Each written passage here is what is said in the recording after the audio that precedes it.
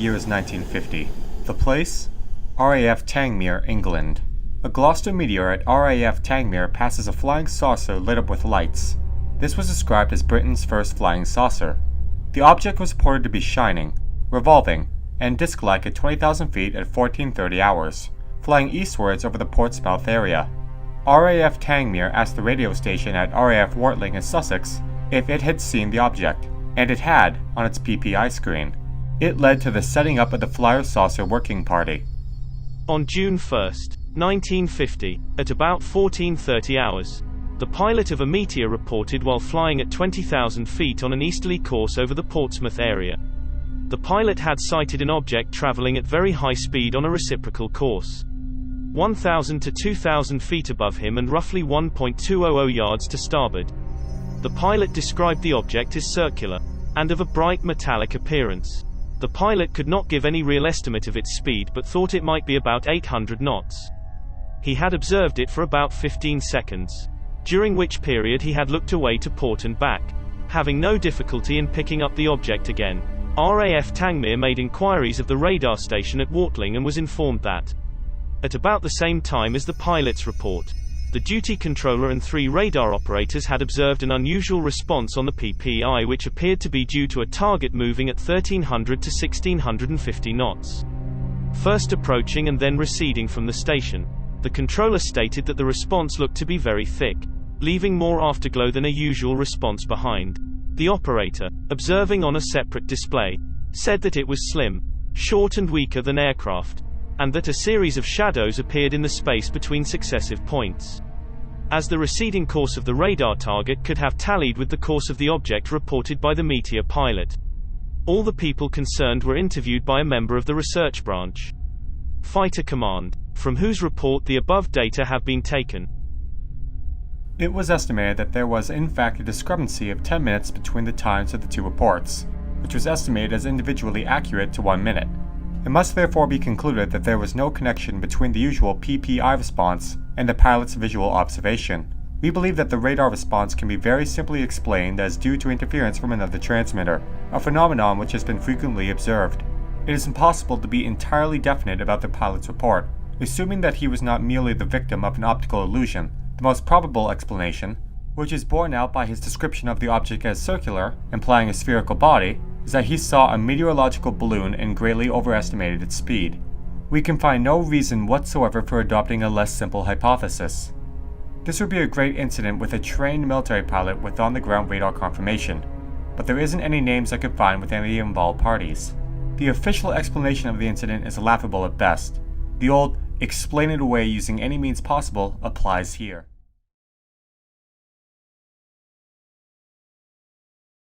The year is 1950. The place? Farnborough, England. An experienced pilot observed a 50-foot diameter disc UFO over the Royal Aircraft Establishment at close range in good weather conditions. On August 7, 1950, at about 11:27 hours, the witness, Lieutenant Stan Hubbards, of the British Air Force, observed an object flying over Farnborough RAE. The witness stated, "The events began on the morning of the 14th of August 1950. A lovely Hampshire summer day. Warm, dry, and clear. I heard a strange distant humming sound from the direction of Basingstoke. The noise grew more distinct and more intense, and I clearly remember pausing and turning in mid-stride to see what it could possibly be. To say that I was astonished is a profound understatement. Coming directly towards the airfield was an object entirely unlike anything I had ever seen before. Edge on. It appeared to be something like a discus we used to hurl on sports day at school, and as it came closer I could see that it was indeed very similar in shape. Initially, it seemed that its angular altitude and attitude, above the horizon, were enough to indicate that it was well airborne, but its lack of identifying features made it difficult to classify or easily estimate either its size or distance away. It was coming straight towards me and was holding a straight course. But it was rocking laterally, gently from side to side, about 20 degrees or so, while steadily maintaining its heading. The sound emanating from this strange object increased markedly as it got closer, to a heavy, dominant humming with an associated subdued crackling hissing sound, which reminded me strongly of the ambient noise inside a large active electrical power generating station.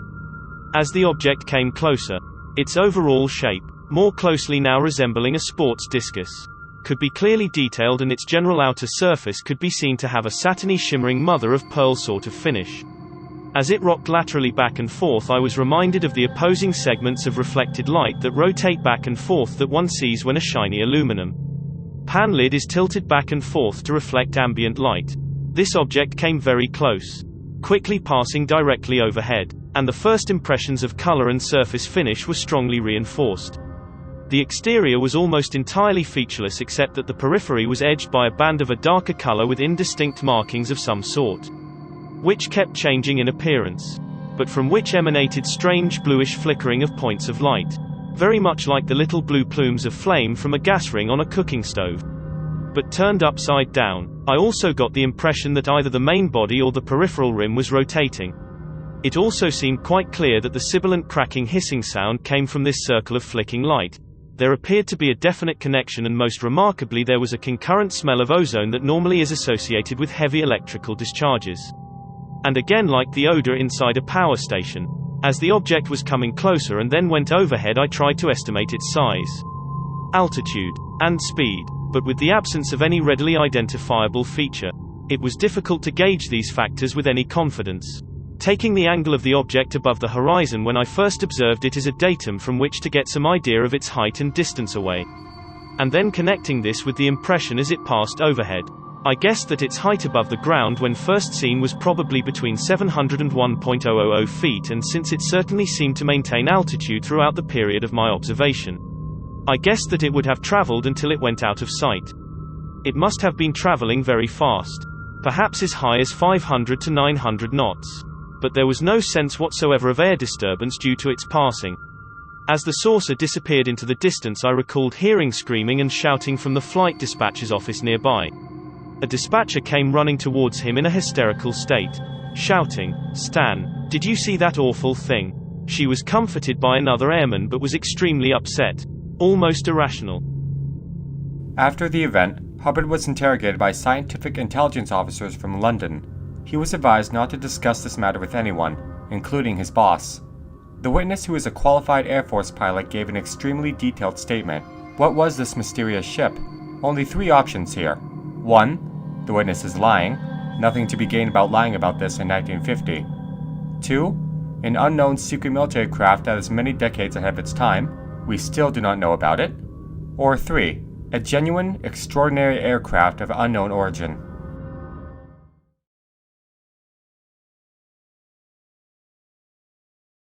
The year is 1950.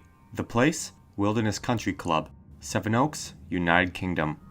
Witnesses advised that they observed an unknown bright object in the sky traveling in an easterly direction. There was no obvious means of propulsion, and the object traveled in complete silence. On December 10th, 1950, at about 1930 hours, Group Captain Cartmill of the Deputy Directorate of Equipment made the following report. Unidentified aircraft. Although there may be some good explanation for it, I wish to report an unusual occurrence which I witnessed at 1930 hours last night. Sunday, the 10th of December. I tabulate details below. Place Wildernesse Country Club, 1.5 miles NE of Sevenoaks, Kent. Object seen bright light is sky moving in west-east direction which did not alter in size or intensity of light during movement. No flame or navigation lights were visible. Weather, raining, sky 10.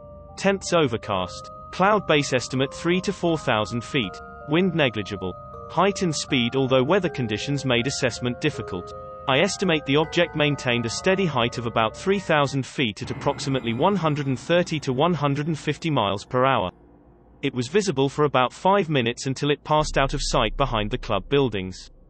The matter which really drew my attention to it was the complete absence of sound. 2 friends who were with me witnessed the entire occurrence. Although I am an equipment officer, I have done nearly 1,400 hours flying in 81 types of aircraft, and I held a pilot's license before. Therefore, I feel you might regard the assessments I have made as reasonably accurate. I would be interested to know if this information is of any value and whether or not there is an explanation to the phenomena of straight and level flight without sound. The report was basically dismissed out of hand, stating the moon or conventional aircraft. The witness was a military officer and professional observer. It seems odd that he could not tell the difference between the moon and an aircraft. I also would think that the reported weather conditions will make the moon explanation impossible. This is a common theme where real reports are officially dismissed out of hand with something ridiculous like the moon or a weather balloon. The most interesting part of this report is the silent running. What aircraft could travel at that speed in 1950 and could be silent running?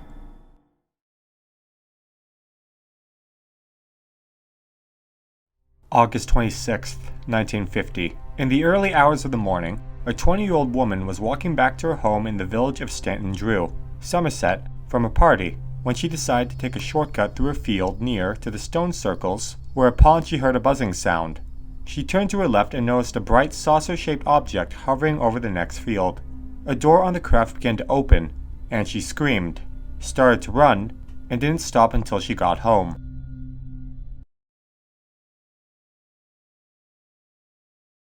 The year is 1952. The place? RAF Topcliffe, which is a Royal Air Force station in North Yorkshire, England.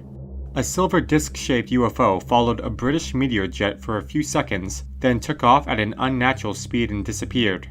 On September 19, 1952, at about 10:53 hours, during an RAF exercise, 2 RAF officers and 3 aircrew witnessed the event. The report was made by Flight Lieutenant John Kilburn, who stated, "The meteor was crossing from east to west when I noticed the white object in the sky. This object was silver and circular in shape. About 10.000 feet, some 5 miles astern from the aircraft. It appeared to be traveling at a lower speed than the meteor but was on the same course. I said, 'What the hell is that?' And the chaps looked to where I was pointing. But as we watched, the disc maintained a slow forward speed for a few seconds before starting to descend. While descending, it was swinging in a pendulum fashion from left to right. As the meteor turned to start its landing run, the object appeared to be following it. But after a few seconds it stopped its descent and hung in the air, rotating as if on its own axis. Then it accelerated an incredible speed to the west, turned southeast and disappeared. It is difficult to estimate the object's speed. The incident happened in a matter of 15 to 20 seconds. During the few seconds that it rotated, we could see it flashing in the sunshine. It appeared to be about the size of a Vampire jet aircraft at a similar height. We are all convinced that it was some type of solid object." Intelligence officers at RAF Topcliffe interrogated the officers and crew. The Air Ministry eventually admitted that they were unable to explain the sighting after 11 weeks of inquiry. The incident is really hard to explain away. Qualified military officer observers witnessed something very unusual during great weather and visibility conditions. The craft's maneuvers and acceleration were way beyond any known terrestrial airplanes in 1952.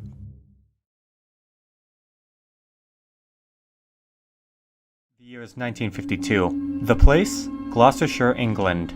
A Gloucester meteor and 3 unidentified saucer-shaped objects had an encounter in the sky. On October 21, 1952, in the afternoon hours, Flight Lieutenant Michael Sweeney and Lieutenant David Crofts of the British Royal Navy observed 3 objects over Gloucestershire while flying their jet at 12,000 feet. At this time, they took off from RAF Little Rissington in a Gloucester meteor, powered by 2 Rolls-Royce Derwent engines, on a training flight. At 12,000 feet, they came through a layer of cloud to witness 3 white saucer-shaped objects, which they reported to be at 35,000 feet. Initially, the pilots had believed the saucer-shaped objects to be 3 parachutes. The pilots noted that the shape of the saucers were perfectly circular, and their meteor aircraft climbed to 35,000 feet. Sweeney reported the sightings of the 3 saucer objects to his ground control at RAF Sopley, and abruptly cancelled the training flight. Crofts asked whether to pursue the 3 objects, but Sweeney declined. The 3 objects crossed over the meteor's path, from left to right. The objects remained on their starboard side. In a fraction of a second, the objects disappeared. ATCC Gloucester, RAF Staverton, now Gloucestershire Airport next to Junction 11 of the M5, confirmed the 3 objects that the pilots had seen. 2 meteor aircraft of RAF Fighter Command were scrambled to intercept the objects. The objects were heading east at 600 knots. The fighter aircraft did not make contact with the objects. The RAF Southern Sector, based in Wiltshire, had detected 3 objects entering their airspace at 3,000 miles per hour. Upon returning to base, the pilots were separated and debriefed by unknown agents about the incident. The witnesses, who were qualified Air Force pilots, gave extremely detailed statements in interviews. What were these mysterious objects? 3 saucer-shaped UFOs in the 1950s that were witnessed in the air and from radar traveling at great speeds. Sounds like something from out of this world.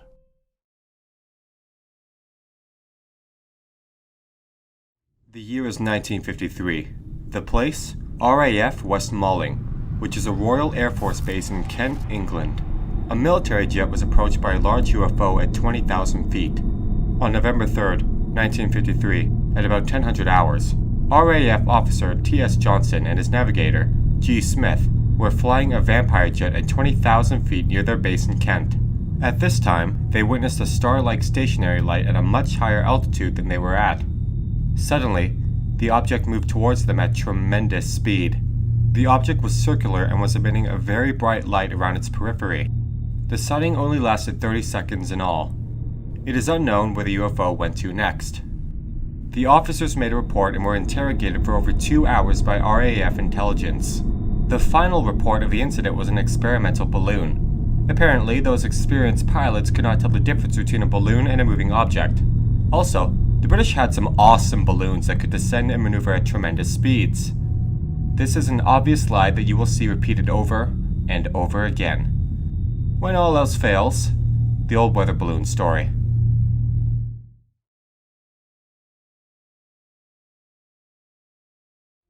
The year is 1954. The place? Southend in Essex, England. An RAF pilot had a close encounter while flying with 3 UFOs at 16,000 feet. On October 14th, 1954, at about 16:15 hours, RAF Flight Lieutenant Salandon of number 604, County of Middlesex Squadron, Royal Auxiliary Air Force, took off at 16:15 hours from his base at RAF North Weald in Essex in a Meteor Mk8 jet. The weather was perfect. He stated that, "When I was at about 16,000 feet, I saw a whole lot of contrails possibly at 30-40,000 feet over North Foreland. Through the middle of the trails I saw 3 objects which I thought were airplanes. But they weren't trailing, they came down through the middle that towards Southend and then headed towards me. When they got within a certain distance, 2 of them went off to my port side, 1 gold and 1 silver, and the 3rd object came straight toward me and closed to within a few hundred yards, almost filling the windscreen. Then it went off toward my port side. I tried to turn round to follow, but it had gone. It was a saucer shaped with a bun on top and a bun underneath, and was silvery and metallic.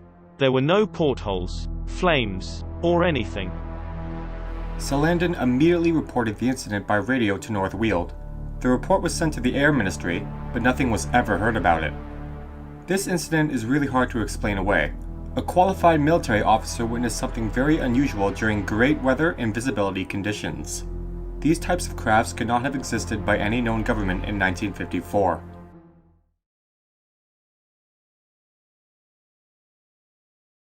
The year is 1955. The place? Bexleyheath, England. On King Harold's Way in Bexleyheath, in the London borough of Bexley, a 30-foot wide saucer-shaped object was seen to hover a few feet above a street in broad daylight. It was a very hot, cloudless day. The event was witnessed by around 30 people. Car engines nearby to the object stalled. The object made a humming noise. The object landed at a junction of Ashbourne Road and Whitfield Road. It hovered over Bendenwell Primary School for around 1 minute. Finally, the object shot off into the sky. On July 17, 1955, at 1200 hours, the witness, Rodney Maynard, from Belvedere, and about 30 other people observed an object in the middle of the street. The witness advised, "We were on our lunch break when we heard something was happening in King Harold's Way. So we went up there to have a look. This thing had landed in the roadway. It took up the whole width of the road and overlapped onto the pavements. It wasn't on the ground. It had about 8 massive suckers. The center was still, but the outer rim was spinning slowly and it had white lights flashing, like a camera flash. There were about 30 of us staring at it. We could hear it humming. It had what looked like windows, but the glass was concave and molded together so you couldn't see in. A couple of us went forward to try and touch it and it began to spin faster. Then it lifted slowly off the ground and hovered above our heads, tilting slightly. The craft moved slowly until it was over Bendenwell Primary School, where it stayed for about a minute, then shot up into the sky and disappeared. It was black, sleek, and streamlined with a surface like polished metal. It was very fine and beautiful. It's certainly wasn't a prank. I have never forgotten it, but I don't talk about it because people would think you were balmy." Another witness was Margaret Freugh. She advised that she had lived in Hythe Avenue and was making her way to the doctor's office. She and the doctor, Dr. Thucarda, both saw what she described as an enormous craft hovering over the doctor's car. She described the craft as saucer-shaped, with a blue, silver, gray, pewter texture, yet none of those colors. Mrs. Freugh said it also had what looked like 3 spheres inset into its base, one of which flopped out, landing on the ground at the junction of nearby Ashbourne and Whitfield Road. A group of 12 children who were playing nearby saw it and went over to have a closer look, before it rose up from the ground and shot into the sky, disappearing from sight after a few minutes. This one is straightforward. Multiple witnesses, during clear daytime hours, observed something very unusual at close range. The military at that time did not have anything even close to this type of aircraft. It's very hard to put this one as swamp gas or the planet Venus.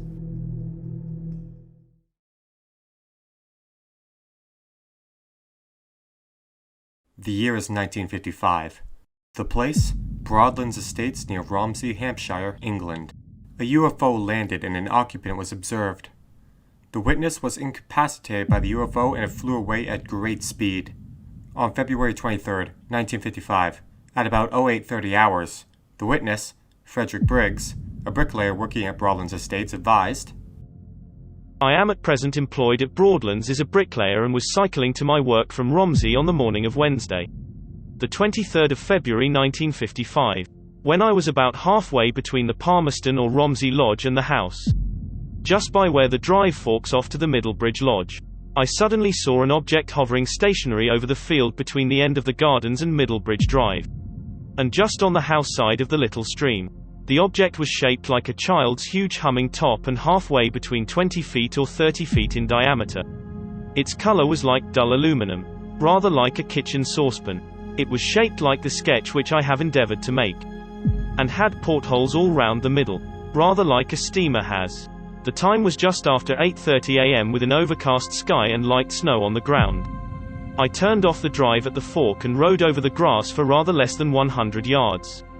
I then dismounted, and holding my bicycle in my right hand, watched, while I was watching a column, about the thickness of a man, descended from the center of the saucer, and I suddenly noticed on it what appeared to be a man, presumably standing on a small platform on the end. He did not appear to be holding on to anything. He seemed to be dressed in a dark suit of overalls, and was wearing a close-fitting hat or helmet. At the time the saucer was certainly less than 100 yards from me, and not more than 60 feet over the level where I was standing. Although the meadow has a steep bank at this point, so that the saucer would have been about 80 feet over the lower level of the meadow. As I stood there watching, I suddenly saw a curious light come on in one of the portholes. It was a bluish light, rather like a mercury vapor light. Although it was quite bright, it did not appear to be directed straight at me, nor did it dazzle me, but simultaneously with the light coming on I suddenly seemed to be pushed over, and I fell down in the snow with my bicycle on top of me. What is more, I could not get up again. Although the bicycle only weighs a few pounds, it seemed as if an unknown force was holding me down.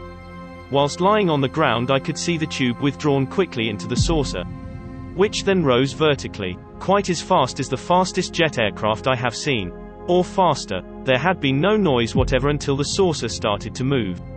And even then the noise was no louder than that of an ordinary small rocket let off by a child on Guy Fawkes night. It disappeared out of sight into the clouds almost instantaneously, and as it went, I found myself able to get up. Although I seemed to be lying a long time on the ground, I do not suppose. In reality, it was more than a few seconds. I felt rather dizzy, as though I had received a near knockout blow on the chin. But of course there was no physical hurt of any sort, merely a feeling of dizziness. I picked up my bicycle, mounted it and rode straight on to Broadlands, where I met Heath standing by the garage. I was feeling very shaky and felt I must regain my confidence by discussing what I had seen. I said to him, "Look, Ron, have you known me long enough to know that I am sane and sober at this hour of the morning?" He laughed and made some remark like, "Well, of course." Then I told him what I had seen. Heath and I went back along the road where I showed him the tracks of my bicycle. I then went back to work, where I saw my foreman, Mr. Hudson, and told him what I had seen. It appears that something extraordinary occurred during this event. there were no known aircraft that could silently hover and fly away at great speed during 1955.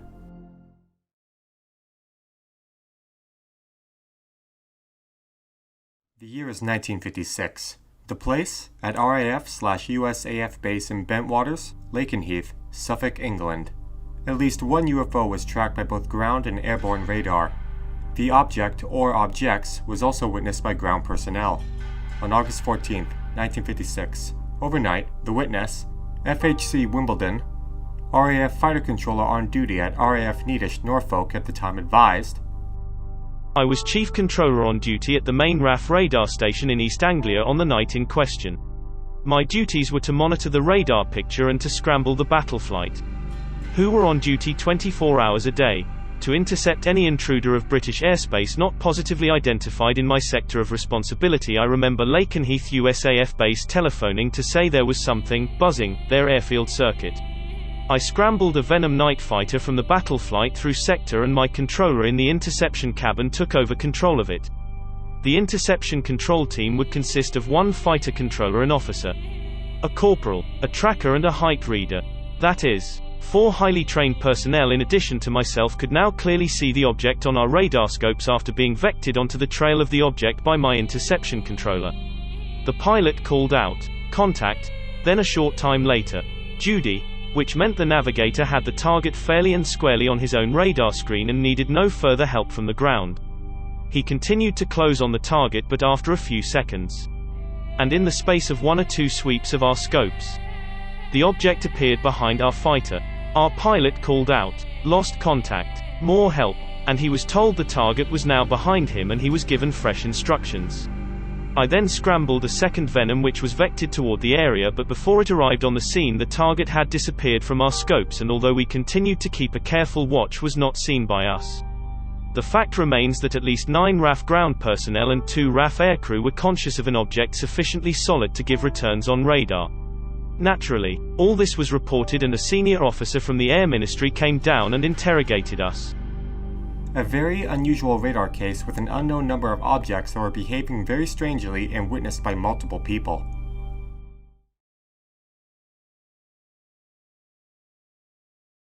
The year is 1956. The place? Near the RAF station at Lincolnshire, England. A large, spherical glass-like, 80-foot in diameter object was seen over the coast for over an hour and also seen on radar from RAF Manby. RAF planes approached the object and it disappeared.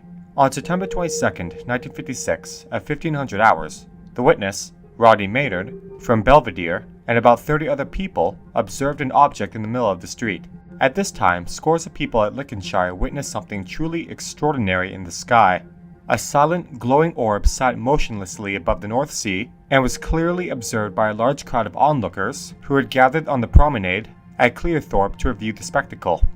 The object also caught the attention of a nearby RAF station at Manby. It was detected on radar, then observed through powerful telescopes. It was said to be approximately 80 feet wide, composed of glass-like substance and hovering at a height of 54,000 feet. Perhaps fearing that the object was some secret Soviet WMD, the RAF scrambled 2 fireplanes to intercept the strange flying craft. However, as the planes approached the UFO, it literally vanished from sight, leaving the pilots and hundreds of other people on the ground well and truly dumbfounded. The event remains one of the UK's many unsolved UFO cases. I couldn't find too much information about this incident. Strange, but not very conclusive. If the object was captured on radar, then it removes the possibility that it was a trick of light or something similar.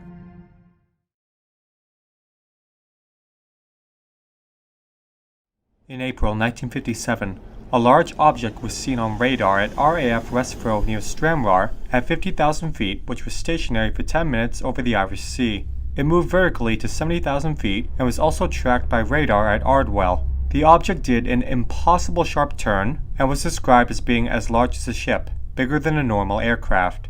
On April 4, 1957, at RAF West Freugh near Stranraer, while monitoring a test bombing exercise, radar units of the Ministry of Supply Bombing Trials Unit, headquartered at RAF West Freugh, observed the UK's most reported UFO incident. Awaiting a test over Luce Bay from an aircraft RAE Farnborough, the civilian radar operators of the Ministry of Supply were told to turn their sets off due to a delay. One unit at Balscalloch near Corswell Point did not receive the signal. They observed a large and solid unidentified echo, an almost stationary object, located above the Irish Sea. It remained stationary for 10 minutes at an initial height of 50,000 feet, 20 to 25 miles north of Stranraer. Its height then increased to 70,000 feet. The Balscalloch unit contacted West Freugh Air Traffic Control and informed the controller that there were now several moving targets. These were moving at speeds of thousands of miles per hour, and the echoes were like nothing the radar operator had ever seen before. West Freugh observed the targets, as did the now switched on Ardwell unit, 14 miles to their south, confirming the observation. After 10 minutes, the position began to move northeast at speeds gradually increasing up to 70 miles per hour, and at a height of 54,000 feet. A third radar station then confirmed the target, and noted that after the radar echo had traveled about 20 miles, it did an impossible sharp turn and proceeded in a southeasterly direction, whilst increasing its speed. The third station then tracked 4 objects at 14,000 feet altitude and 4,000 yards line astern from each other, which was confirmed by Balscalloch. The radar operators noted the echoes were much larger than those of normal planes, size being nearer to that of a ship. RAF intelligence ordered radar stations throughout the UK to be on 24-hour alert. A few days later, civilian operators reported the incident to various newspapers, including the Sunday Dispatch, which published the incident on April 7, 1957. An Air Ministry spokesman declined to make a detailed statement until a full report had been studied by experts, while Wing Commander Walter Whitworth, RAF West Freugh commanding officer, made an Air Ministry-approved statement. I have been ordered by the Air Ministry to say nothing about the object. I am not allowed to reveal its position, course, and speed. From the moment of picking it up, it was well within our area. It was an object of some substance, quite definitely not a freak. No mistake could have been made by the civilians operating the sets. They are fully qualified and experienced officers. Questions were asked in Parliament, and the Air Ministry were eventually obliged to admit they were unable to explain the incident. As the incident had leaked to the press, internal RAF records were well preserved, although details of official records are protected by the Official Secrets Act. However, in an RAF meeting minutes document of 1970, Whitworth additionally commented that, after remaining stationary for a short time, the UFO began to rise vertically with no forward movement, rising rapidly to approximately 60.000 feet in much less than a minute. The UFO then began to move in an easterly direction, slowly at first but later accelerating very fast and traveling towards Newton Stewart. Losing height on the way, suddenly the UFO turned to the southeast, picking up speed to 240 miles per hour as it moved towards the Isle of Man. It was at this stage that the radar signals became contradictory. Balscalloch tracked a single object at high altitude, while Ardwell picked up what appeared to be 4 separate objects moving line astern behind each other at a height of 14.000 feet. As the echoes disappeared, all 3 radars fleetingly traced the 4 smaller UFOs trailing behind the larger object. The UFO had been tracked for 36 minutes.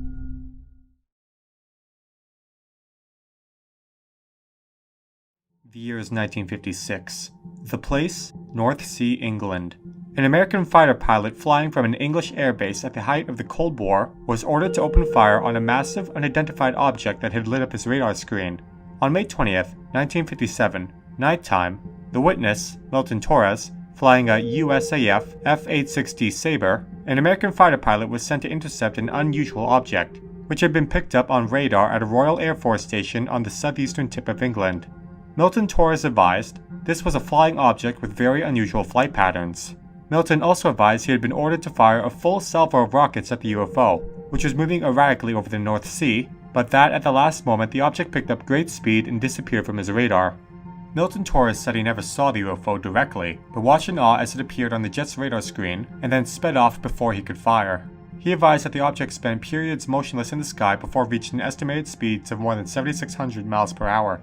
Milton Torres also advised, "I shall never forget it. On that night I was ordered to open fire even before I had taken off. That had never happened before." Milton Torres further stated, "I had not the foggiest idea what had actually occurred, nor would anyone explain anything to me." After returning to the base, he said, he was led to a man in civilian clothes, who advised me that this would be considered highly classified, and that I should not discuss it with anybody. Milton Torres told Britain's Sky News Miami that he had spent 50 frustrating years trying to uncover the truth of this mid-air encounter. Not much to go on here. What large object could easily outpace a F-860 Sabre in 1957? Stay motionless? and reached speeds more than 7,600 miles per hour.